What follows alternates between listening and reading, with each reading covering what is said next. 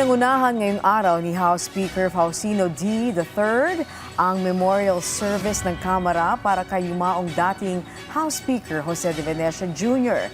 Dito binigyang pugay ang mga mahalagang batas na naiambag niya sa bansa at ang kanyang mga magagandang alaala. Si Vel Custodio sa sentro ng balita. Nagdaraos ng isang memorial service ang House of Representatives para kay yumaong dating Speaker Jose de Venecia Jr. ngayong araw na pinangunahan ni Speaker Faustino Boji D. During his years as presiding officer of the House, Tito Joe showed us what it means to wield the gavel with purpose.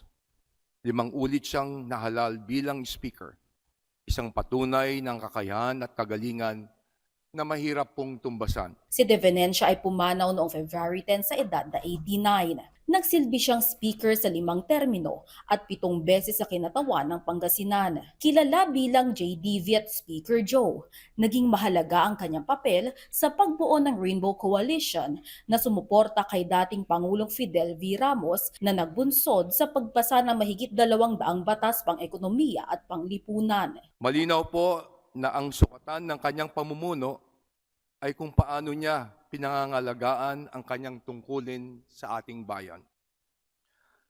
Para sa akin, mataas ang pamantayan niya sa kanyang itinakda.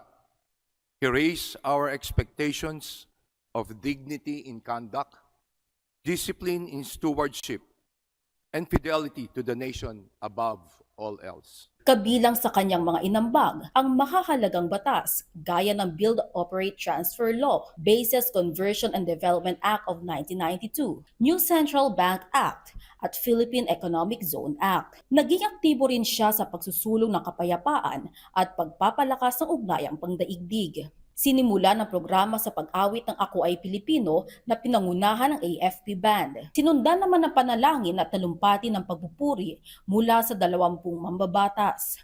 Sa pagtatapos ng programa, magbibigay pugay ang mga mambabatas at dating opisyal bilang pakilala sa kanyang mahabang paglilingkod sa bayan. Vel Custodio para sa Pambansang TV sa Bagong Pilipinas.